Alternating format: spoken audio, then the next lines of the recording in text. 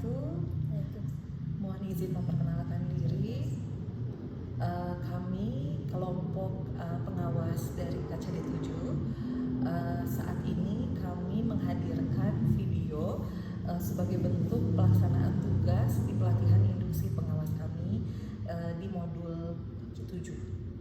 Jadi kasusnya adalah Ibu Maya, dalam hal ini diwakili oleh saya, mengalami kesulitan bagaimana memanage sekolahnya. Jadi tantangan yang dihadapi oleh Ibu Maya adalah ketika banyak sekali tuntutan sekolah ikut perkembangan zaman, jadi mendidik sesuai dengan konteks zamannya. Jadi tuntutannya adalah bagaimana mengintegrasikan teknologi dalam pembelajaran. Pembelajaran itu kan ada intrakurikuler, kokurikuler, dan ekstrakurikuler. Tuntutan lainnya adalah pembelajaran mendalam yang betul-betul harus mengangkat konteks nyata, sehingga pembelajaran proyek secara masif yang membutuhkan sinergi dan kolaborasi antar guru itu perlu dilakukan. Nah, ekskul juga yang mendekatkan siswa terhadap teknologi. Tantangan yang dihadapi Ibu Maya adalah guru-gurunya yang resisten, yang senang di zona nyamannya untuk di pembelajaran intrakurikuler dan kokurikuler. Ide-ide seperti modul berbasis teknologi, penilaian yang berbasis teknologi dan digitalisasi absensi juga menemukan tantangan resistensi dari gurunya, dan termasuk juga tantangan dari siswa di ekstrakurikuler dalam hal ekskul konten kreator. Jadi di dalam hal ini diharapkan pengawas memiliki metode pendampingan yang tepat yang akan dijelaskan oleh Ibu Hesi. Jadi pengawas ini memberikan pendampingan kepada kepala sekolah melalui teori difusi inovasi. Intinya teori ini adalah untuk agar kepala sekolah itu bisa menerapkan atau mengadopsi suatu teknologi baru tidak secara lebih sedikit. Jadi ada kelompok yang bisa menjadi inovator yang nanti akan bisa mengajak gitu ya, yang guru-guru yang lain atau stakeholder yang lain bisa menerapkan digitalisasi pembelajaran yang disebutkan tadi oleh kepala sekolah Ibu Sudansi. Seperti itu barangkali. Seperti itu. Demikian prolog dari kami, semoga menghadirkan manfaat dan menginspirasi bagi siapapun yang menonton video ini. Hatur nuhun. Wassalamualaikum warahmatullahi wabarakatuh.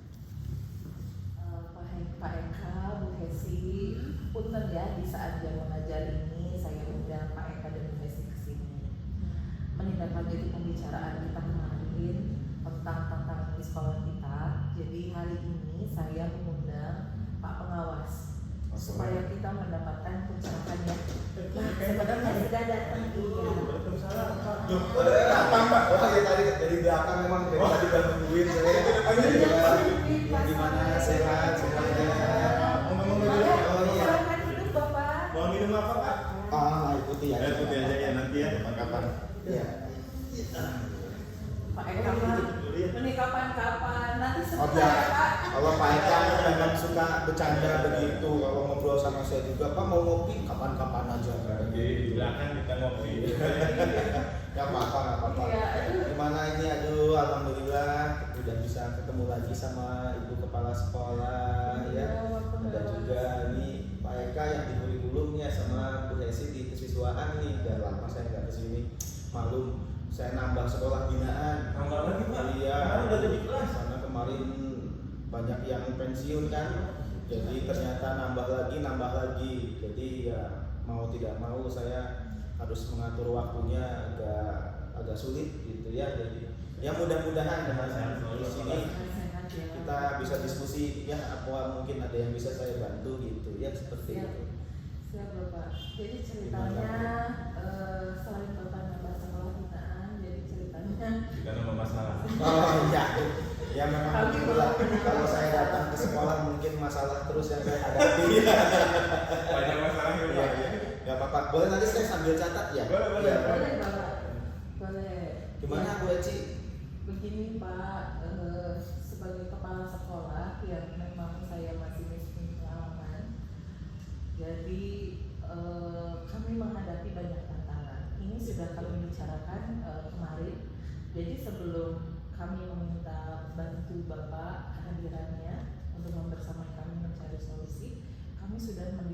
Istilahnya kemarin sudah mendata, menginventarisir. Ini masalah yang kami hadapi ini, tantangan ini tuh sebetulnya akar masalahnya itu dari mana? Iya. Jadi begini Pak, sebagai kepala sekolah baru saya di sini, saya merasa kalau pembelajaran di SMK ini harus sesuai dengan konteks zamannya. Sekarang kan zamannya harus serba teknologi. Oh iya dong. Jadi saya berpikir, Saya aja nyatetnya udah pakai laptop ini Bu. betul Iya, sekali. udah pakai catatan Masih lagi. berarti ya Iya, konvensional ya. Iya. Jadul. Nah, seperti contohnya seperti itu ya Pak. Jadi segala hal itu kan perlu diintegrasikan dengan teknologi. Betul. Jadi saya berpikir di pembelajaran intra, kurikuler dan ekstra itu harus mengikuti perkembangan zaman ya. Jadi saya punya ide nih Pak. Saya ingin pembelajaran di intrakurikuler dan kokurikuler ini sudah menggunakan modul ajar yang berbasis teknologi. Jadi guru tinggal akses, Betul. siswa itu mampu mengakses di mana aja. Tentunya meringankan beban finansial orang tua ya. Guru juga, siswa juga, ya semuanya ya. Dan saya juga ingin ada digitalisasi absensi, jadi semuanya terrecord, tidak manual lagi. Kemudian saya juga ingin pembelajaran intra dan kokurikuler itu adanya penilaian terintegrasi dengan teknologi.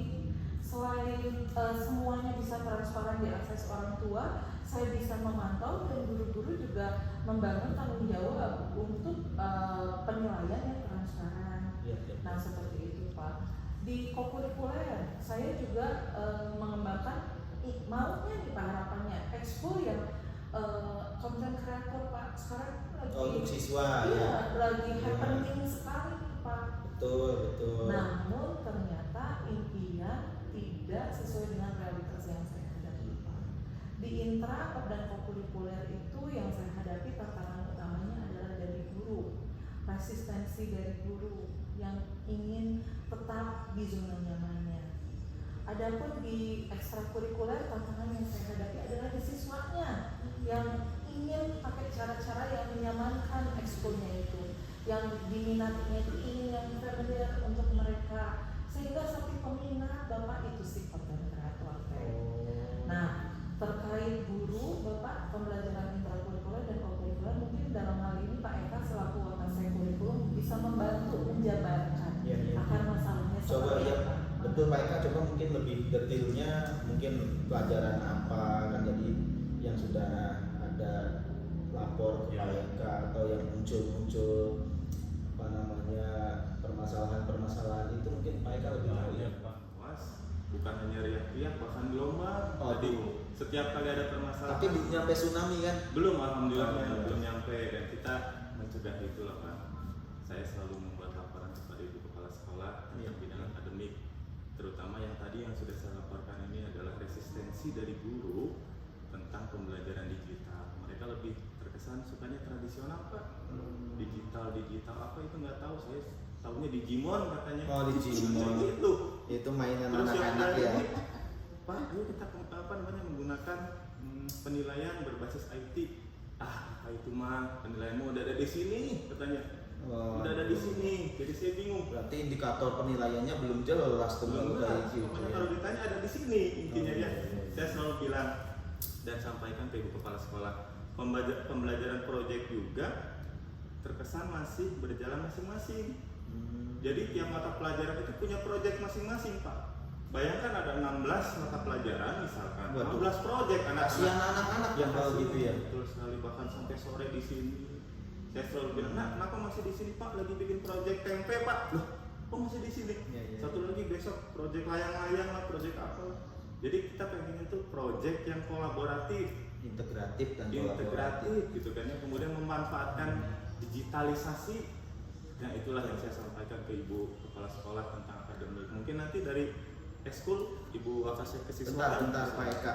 Jadi kalau menurut Pak Eka ini sebetulnya kira-kira aja nih Pak Eka berapa, atau sudah pernah menghitung itu berapa persen nih kira-kira guru-guru yang betul-betul sulit gitu ya, betul-betul sulit untuk berubah untuk tadi seperti harapan Bu Ibu Kepala Sekolah dan juga Pak Eka selaku kurikulum gitu ya. Nah kira-kira berapa persen yang betul-betul sulit sekali dan berapa persen yang kira-kira mereka kelihatan mau berinovasi gitu. Itu perkiraan aja Pak Eka. Komposisinya sekitar 70% Pak yang sulit Pak. Waduh, Yang mulai ya riak-riak itu ya 30% mah yang saya lihat dari kegiatan pembelajaran mereka sudah bisa melakukan proyek kolaborasi, pembelajaran 30% ya. 30% Pak. Nanti 30 banding 70. 70 ya. Nah itu luar Iya, biasa iya, iya. tantangan Pak. Sementara kan kami itu mengembangkan project based learning ya. Karena kan sekarang lagi ke happeningnya itu ke pembelajaran mendalam harus Ya. didekatkan dengan konteksnya. Ya. Berarti kan mau nggak mau, menurut saya harus didekatkan juga dengan teknologi. Tetapi 70%-nya yang die hard Pak. Waduh. Jadi yang tidak mau alasannya ibu saya ragu, ibu saya tidak bisa ya Pak Eka Iya. ya. Jadi itu yang membuat saya mumet. Sementara ini sudah kemana Bapak? Ini kita masih di sini nih gitu. Iya. Seperti itu. Nah itu tantangan kami dari guru Pak. Pembelajaran 70% gurunya resisten. 30% Kalau ditanya sudah menerapkan pembelajaran mendalam, sudah katanya. Saking mendalamnya katanya ya. Sampai tenggelam. Sampai tenggelam. Oh, Tidur Pak. Habis sampai tidur tuh deep gitu ya. Itu. Nah itu tantangan. Jadi kami. bukan pembelajaran mendalam, bukan deep learning, itu namanya Apa? deep sleep. Nah itu Pak. Nah sekarang di siswa juga Oh, iya, Pak. iya, Berarti iya. saya itu jadinya tuh di horizontalnya dengan guru ya, vertikal ke bawahnya dengan siswa yang kami didik. Siswa juga tidak mau Pak bergerak maju sesuai dengan konteks zaman, padahal mereka dekat dengan sehari-hari teknologinya ya, bahkan mereka tidak bisa lepas dari handphone. Iya. Nah, ketika saya berupaya mengembangkan ekskul konten kreator, di sepi peminatnya Pak pengawan. Mungkin Ibu bisa memberikan keterangan lebih lanjut Bu. Iya, betul Pak. Ya, bagaimana Bu Esi? Kalau saya lihat mungkin tadi bisa jadi anak-anak itu belum mengetahui lebih banyak apa sebenarnya konten kreator. Tapi memang melihat dari karakteristik anak sekarang ya, kalau diminta untuk lebih profesional, katakanlah lebih mendalami agar nanti bisa lebih bermanfaat untuk kehidupan, mereka tuh kayaknya belum nyampe ke situ gitu. Jadi anak-anak pengennya yang mudah-mudah aja, yang banyak happy-happynya gitu, yang enjoy gitu ya. Yang datarannya karena selama ini bukan kita di survei itu ya. Jadi yang mudah-mudah aja deh, harus yang terlalu kalau konten kreator kan itu harus banyak banget yang harus dipelajari. Itu anak-anak tuh kayaknya malas untuk seperti itu. Dan akhirnya yaitu tadi sepi peminat, dan kalau sepi peminat begitu kan kita juga keberatan di dalam pembiayaan ya. Itu kan harus ada guru ahlinya, sedangkan anaknya yang daftar cuma sedikit gitu ya.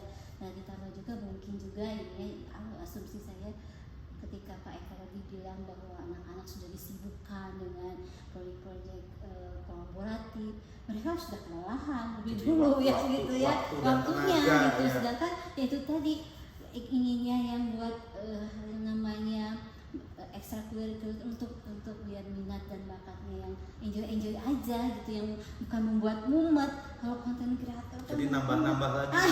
nambah beban intinya gitu. Jadi itu project baru. Gitu. Jadi nggak mau mereka akhirnya gitu. Padahal ya visi dari ibu kepala sekolah kan sudah banyak ya, punya semuanya.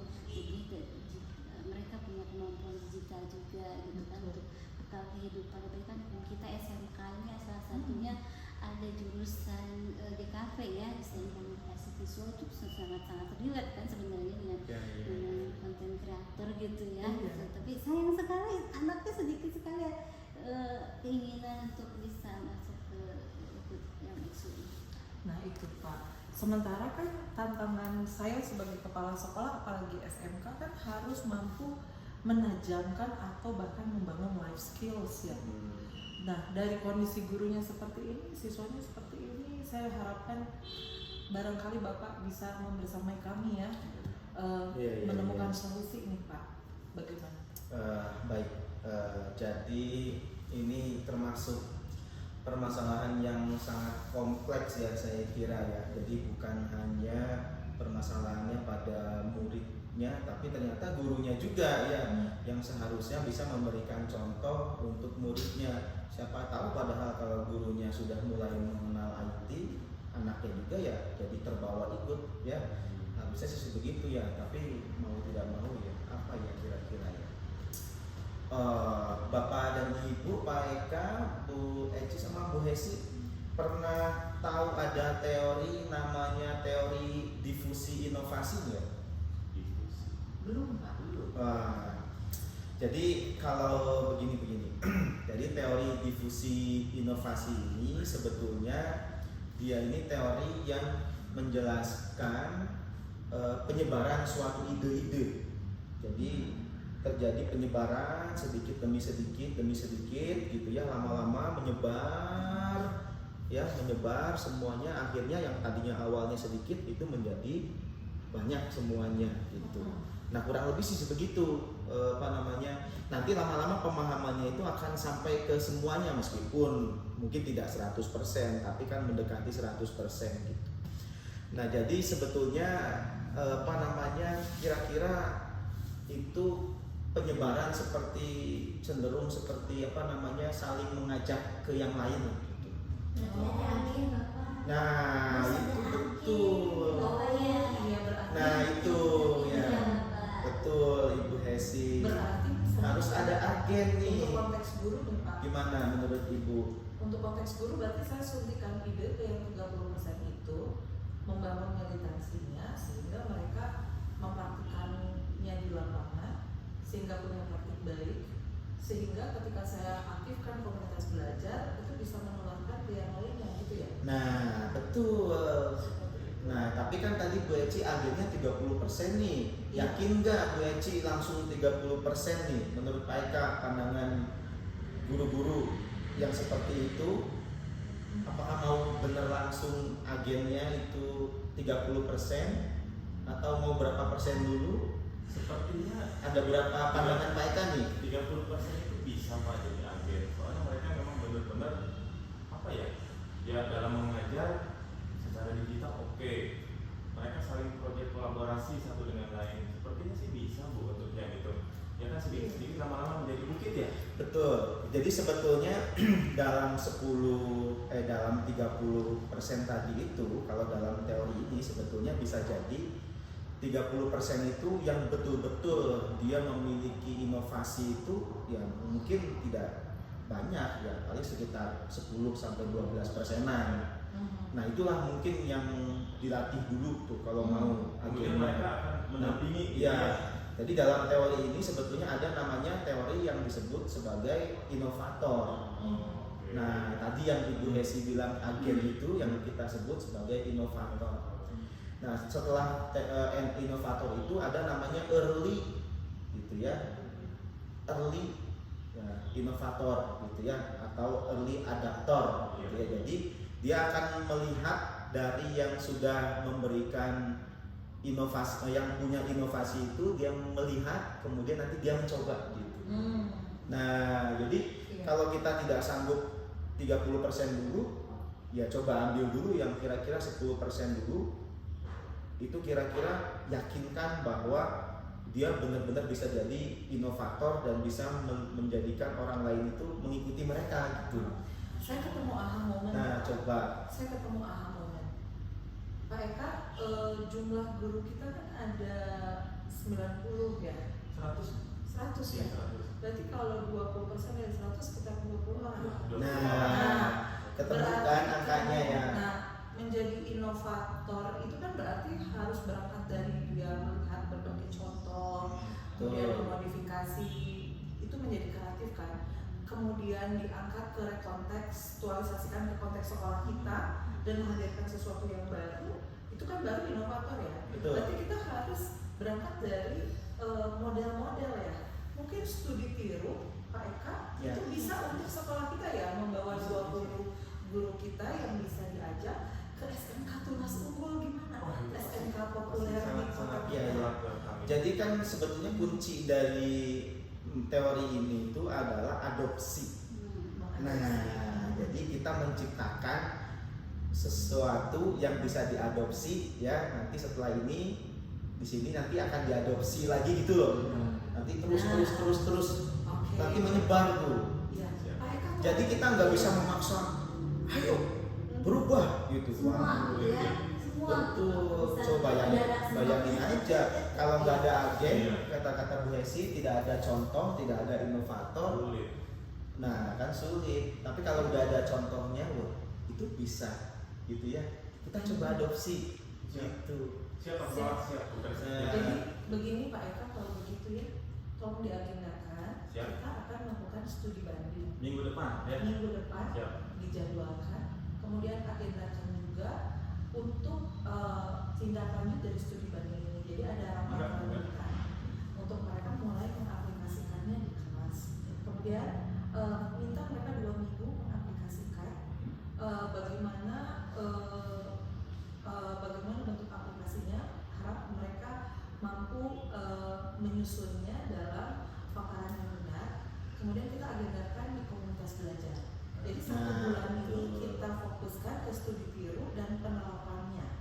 Bulan depan kita ke sharing di komunitas belajar. Nah, mungkin kita juga perlu ada upaya ya untuk menggiatkan guru di komunitas belajarnya. Jadi Pak Eka mungkin sosialisasi lebih dini ya, termasuk dari saya juga nanti kita giatkan ya Pak Eka untuk mereka mampu hadir di komunitas belajarnya.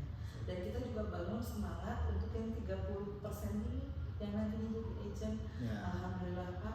Ada tambahan Pak? Ya, Kami jadi mungkin ini itu kan dari sisi guru nih, Iya, dari iya. siswa. Siswa. Bu Hesi barangkali Nah. ada sekolah mana yang mungkin contohnya itu anak-anaknya itu ekskul IT atau konten kreatornya bagus. Sekolah mana Bu Hesi pernah kegiatan nggak bareng sama Wakasek yang lain? Nah, saya lihat kalau seperti itu yang bagus itu ini Pak Kampus. SMK anak berdikari. Nah, Iya. iya betul. Itu Anak-anaknya, konten kreatornya. menggunakan Instagram dan YouTube-nya Jadi aktif nanti Di sekali. medsosnya bagus, saya suka lihat. Membawa saja Bu, karena kalau kita membawa anak ke SMK itu kan biaya. Ya. Perwakilan mereka saja Oh, untuk mendesimasikan ke anak yang berminat di konten kreator ini sehingga mampu mematangkan kegiatan-kegiatan, menghasilkan karya yang baik untuk kemudian disosialisasikan ke anak yang lainnya. Mungkin seperti itu ya. bisa. Ya nanti tinggal diatur jadwal mungkin sama Bu Hesi, atau memang kalau memang ternyata di sini ya kan tadi kan sebetulnya kan strateginya itu bisa kita yang ke sana atau yang dari sana kita undang ke sini ya. Nah itu silakan disesuaikan saja dengan kebutuhan ya. Kalau memang ternyata pengen langsung ke sana kan mungkin di sana alatnya lebih lengkap, jadi anaknya bisa melihat langsung gitu ya. Tapi kalau misalkan mengundang ke sini, mungkin nanti di sini melakukan sosialisasi ke seluruhnya atau dua-duanya juga Iya. bisa dilakukan. Lalu gimana Bu Hesi? Saya mungkin pertama sosialisasi dulu ketika ada anak-anak yang katakanlah terjadi ada kegiatan gitu ya punya Wah, jadi jadi kita ada- mancing dulu Mancing ya. dulu gitu. Ya, bagus itu Bu Hesi. sosialisasi dulu. Berarti kita pilih ada yang ke sana, Ya. yang dari pihak sana ke sini juga. Oke, diagendakan saja ya Bu Hesi ya.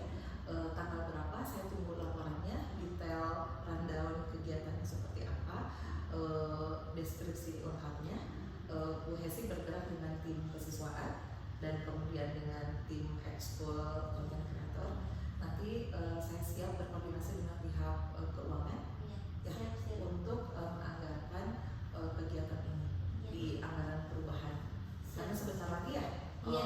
bisa Iya. dilakukan. Satu lagi tapi mungkin ya biar nanti saya juga ngontrolnya gampang ya. Nanti dibuatkan timingnya itu. Matriks Iya, gitu. misalkan ke sana mau tanggal berapa, terus nanti mau mengundangnya tanggal berapa, bikin laporannya sampai tanggal berapa, ya kan gitu ya.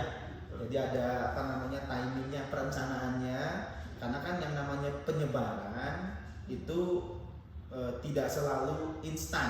Oke. Iya, tidak selalu instan gitu ya. Sedikit. Sedikit demi sedikit daripada kita memaksakan seolah-olah membalikan telapak tangan kan tidak semudah itu maksudnya. Jadi timingnya harus jelas dan nanti tolong laporkan ke saya. Jadi nanti saya tinggal tanya apakah ke Pak Eka, apakah nanti ke Bu Hesi sudah sampai mana gitu ya. Iya, terus kalau perlu nanti satu lagi nih, ada mungkin namanya kita menyiapkan poin-poin apa saja sih yang akan kita adopsi lebih dulu. Karena kan kalau semuanya, misalkan nih, bayang aja ya semuanya langsung diadopsi, mana yang kira-kira menjadi urgen dulu gitu ya, prioritas dulu, betul gitu ya. Izin konfirmasi kalau begitu Pak. Jadi kami membuat matriks kegiatan, sebelumnya kami rapat dulu prioritas kegiatan yang harus dilakukan untuk guru dan siswa. Kemudian ada matriks kegiatan dilaksanakannya mau kapan. Kemudian ada laporan perkembangan kegiatan dari semua tim yang terlibat ke saya. Nanti saya akan melaporkan ke Bapak per 3 bulan mungkin ya cukup. Nah, tapi saya maunya per bulan saya akan tanya ya Bapak Ibu progresnya. Nanti per 3 bulan saya laporkan ke Bapak. Kemudian ada laporan tengah semester. Nanti juga sama 3 bulan berikutnya kami laporkan progres sampai laporan tahunan. Mungkin seperti itu Bapak. Iya, bagus. Iya, Dan jangan sampai lupa bahwa merubah manusia itu kan tidak mudah ya. Jadi kita harus butuh sabar ya. Jadi Bu Eci sebagai kepala sekolah mohon untuk sabar ya, menenangkan pikiran juga dan hati agar tidak terbawa hal-hal yang tidak baiknya ya. Nanti wah jadi malah runyam ya, nanti malah jadi bukannya berubah menjadi sesuai harapan kita, tiba-tiba malah jadi berbalik. Sama siswa juga begitu. Iya. Jadi seperti di awal saya bicarakan kemarin, kita fokus pada visi sekolah, harapan sekolah, fokus ke kegiatan, fokus ke solusi. Sekarang kita sudah fokus ke solusi nih menghadirkan pengawas. Nah, kita fokus ke mengagendakan solusi itu. Nah, jika ada drama, kita konsulkan lagi ke Betul. Alhamdulillah. Iya, ini nanti saling diskusi saja ya, karena kan kehadiran saya maklum saya tuh binaannya sekarang nambah banyak ya. Jadi kalaupun memang ternyata tidak bisa bertemu secara langsung begini, telepon juga boleh Bu Hesi nanti. Siap. Ya, Kami sangat sampaikan. punya pengawas seperti Pak Soleh. Alhamdulillah. Iya, yang muda yang berinovasi. Insya Allah soleh ya. Iya. Iya, sama-sama. Bapak Ibu sudah selesai. Iya. Kita sudah punya gambaran ke depannya kita harus bagaimana. Satu nuhun Pak Ya, Saleh, sama-sama ya. sampai jumpa di lain kesempatan. Mudah-mudahan nanti diberikan kesehatan ya semuanya. Saya kalau begitu undur diri ya. Siap. Silakan disusun sesuai dengan rencana yang tadi sudah dipikirkan. Pokoknya harus kolaborasi ya. Jangan berjalan sendiri-sendiri, nanti Pak Eka di guru jalan sendiri, Bu Hesi sendiri gitu ya.